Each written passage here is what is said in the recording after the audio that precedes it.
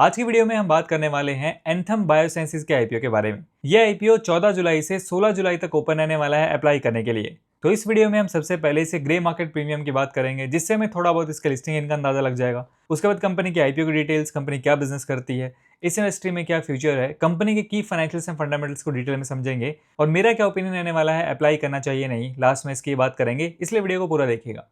Now सबसे पहले अगर हम इसे ग्रे मार्केट प्रीमियम की बात करें, इसका करंट जीएमपी यहाँ पे 97 के अराउंड चल रहा है, यानी हमें इसमें करीब 17% का एस्टिमेटेड लिस्टिंग गेन देखने को मिल सकता है। यानी पर लॉट के हिसाब से बात करें तो करीब 2500 रुपए तक का फायदा देखने को मिल सकता है अंदाजन। हालांकि देखिए, जीएमपी जो होता है सिर्फ एक अंदाजा होता है, कोई गारंटी नहीं होती कि ऐसे ही परफॉर्म करने वाला है, इसलिए इस चीज का भी आपको ध्यान रखना है। ना अगर हम इस कंपनी के बिजनेस के बारे में बात करें तो एंथम बायोसाइंसेज ये कंपनी 2006 में स्टार्ट हुई थी और ये एक सीआरडीएमओ है, यानी contract research development manufacturing organisation. यानी ये कंपनी जो फार्मास्यूटिकल कंपनीज होती हैं, ये जो बायोटेक्नोलॉजी कंपनीज होती हैं, उनके लिए ड्रग्स बनाने में मदद करती है, रिसर्च से लेके मैन्युफैक्चरिंग तक। कंपनी के 2 मैन्युफैक्चरिंग प्लांट्स यहाँ पे बेंगलुरु में हैं और तीसरा प्लांट यहाँ पे कंपनी इसी साल ओपन करने का प्लान कर रही है। कंपनी यहाँ पे ग्लोबल लेवल पे काम कर रही है, जिसमें 44 कंट्रीज में 550 प्लस कस्टमर्स को कंपनी सर्व कर चुकी है, including biotech startups and big pharma companies.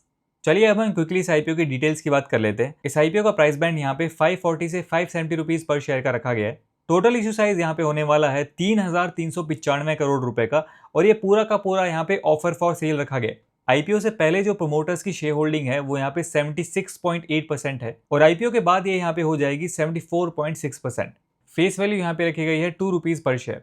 एक लॉट में यहाँ पे 26 शेयर्स रखे गए हैं, यानी आपको 14,820 रुपये मिनिमम पे करने पड़ेंगे इस आईपीओ में अप्लाई करने के लिए। इस आईपीओ की जो टाइमलाइन होने वाली है उसको आप यहाँ पे स्क्रीन पे देख सकते हैं। 21 जुलाई को इस आईपीओ की लिस्टिंग होगी और आप 16 जुलाई शाम 5 बजे तक इस आईपीओ में अप्लाई कर सकते हैं। देखिए, आईपीओ अच्छा इन्वेस्टमेंट ऑप्शन हो सकते हैं, लेकिन इसमें मार्केट्स के अप्स एंड डाउन्स का रिस्क रहता है। अगर आप ऐसे ऑप्शंस एक्सप्लोर कर रहे हैं जहां रिटर्न्स क्लियर और स्टेबल हो, तो corporate bonds on Stashfin एक स्ट्रॉन्ग अल्टरनेटिव हो सकते हैं। ये बॉन्ड्स एक फिक्स्ड इनकम इन्वेस्टमेंट होते हैं, जिसमें आपको हर महीने एक फिक्स्ड पे आउट मिलता है और मैच्योरिटी के टाइम आपका प्रिंसिपल अमाउंट वापस मिल जाता है। सबसे बड़ी बात, रिटर्न्स प्रिडिक्टेबल होते हैं। आप पहले से जान सकते हो कि आपको मंथली कितना मिलेगा और ये return up to 15% per annum तक हो सकता है। एफडीज और सेविंग अकाउंट से कंपैरिजन में ये ऑप्शन ज्यादा रिवॉर्डिंग है। ये बॉन्ड सेबी रेगुलेटेड होते हैं और सिक्योर्ड होते हैं। इसका मतलब इनमें इक्विटी जैसा हाई रिस्क नहीं होता, वॉलेटिलिटी काफी कम रहती है, इसलिए रिटर्न्स ज्यादा स्टेबल रहते हैं और पूरा इन्वेस्टमेंट का प्रोसेस भी 100% डिजिटल है। आपको सिर्फ चाहिए पैन, आधार, ओटीपी और एक active demat account. KYC process 2 minute में कंप्लीट हो जाता है। आज के इन्वेस्टर्स, चाहे वो बिगिनर्स हो या एक्सपीरियंस, ऐसे प्रोडक्ट्स देख रहे हैं जो क्लियर, कंसिस्टेंट और ईजी हो। अगर आप भी एक ऐसा ऑप्शन ढूंढ रहे हैं तो स्टैशफिन के कॉर्पोरेट बॉन्ड्स जरूर चेक कीजिए, लिंक डिस्क्रिप्शन में दिया गया। चलिए अब हम इसके फाइनेंशियल्स की बात कर लेते हैं। सबसे पहले अगर हम इसके एसेट्स देखें तो एसेट्स हमें इसके यहाँ पे अच्छे दिखाई दे रहे हैं। रेवेन्यू की बात करें तो रेवेन्यू भी हमें यहाँ पे अच्छा देखने को मिल रहा है। एसेट्स की तरह रेवेन्यू में भी हमें यहाँ पे अच्छी ग्रोथ देखने को मिल रही है। फाइनेंशियल 25 में कंपनी का रेवेन्यू है यहाँ पे 1930 CR। प्रॉफिट आफ्टर टैक्स की बात करें तो कंपनी ने फाइनेंशियल 23 में यहाँ पे 385 CR का प्रॉफिट किया था। फिर फाइनेंशियल 24 में थोड़ा सा कम हुआ, 367 करोड़। फिर फाइनेंशियल 25 में अच्छी ग्रोथ देखने को मिली, 451 करोड़ का प्रॉफिट यहाँ पे कंपनी ने शो किया। तो अगर फाइनेंशियल 25 की बात करें तो लास्ट ईयर के मुकाबले अच्छी ग्रोथ हमें प्रॉफिट में यहाँ पे देखने को मिली। उसके बाद EBITDA, net worth, reserve and surplus यहाँ पे हमें ठीक देखने को मिल रहे हैं। टोटल बोरोइंग की बात करें तो कंपनी यहाँ पे ऑलमोस्ट डेट फ्री है। करंटली कंपनी के ऊपर यहाँ पे करीब 108 करोड़ के आसपास डेट है।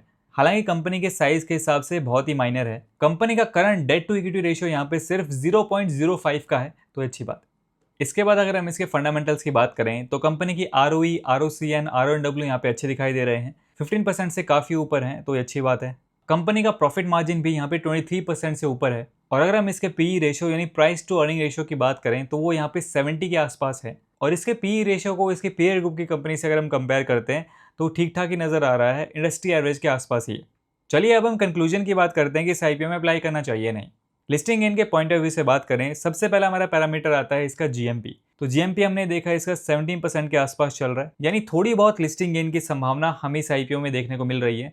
हालांकि जीएमपी सिर्फ एक अंदाजा होता है, कोई गारंटी नहीं होती है, हमें पूरे तरीके से इसके भरोसे नहीं रहना चाहिए। सेकंड हमारा पैरामीटर यहाँ पे आता है इसकी एंकर लिस्ट। काफी जाने माने, चाहे वो डीआईआईज हो या एफआईआईज हो, हम इसकी एंकर लिस्ट में देखने को मिल रहे हैं। पर्सनली अगर मैं बात करूं, मुझे इसकी एंकर लिस्ट यहाँ पे जबरदस्त लगी। थर्ड हमारा पैरामीटर यहाँ पे आता है इसकी वैल्यूएशन।